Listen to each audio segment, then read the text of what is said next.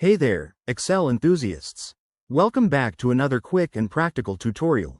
Today, we're tackling how to change currency in Excel 2025. Whether you're managing budgets, tracking expenses, or dealing with international finances, knowing how to switch currencies can save you time and headaches. By the end of this video, you'll be formatting like a pro.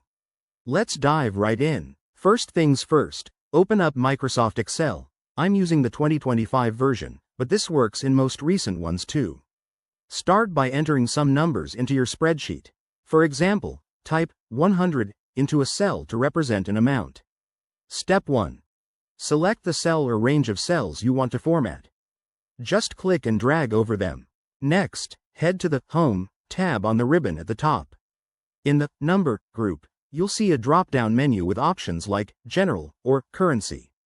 Click that drop-down and select Currency to see a quick preview. But for more control, let's go deeper. Right-click on your selected cells and choose Format Cells or press Ctrl+1 on your keyboard. That's a handy shortcut.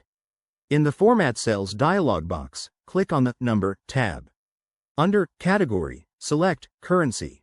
Now, here's where the magic happens.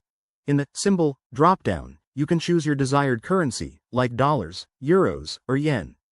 Adjust the decimal places if needed. 2 is standard for most currencies, and hit OK. Voila! Your numbers now display with the new currency symbol. A quick tip. If your preferred currency isn't listed, it might be due to your system's regional settings. Go to your computer's settings, update your locale, and try again. Also, for multiple currencies in one sheet, you can apply formats to different columns separately. One more thing. Excel 2025 has improved real-time previews in the Format Cells dialog, making it even easier to see changes before you apply them.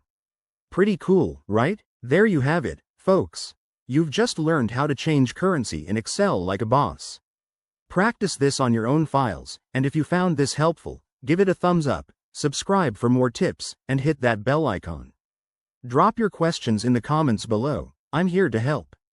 Thanks for watching, and see you in the next video.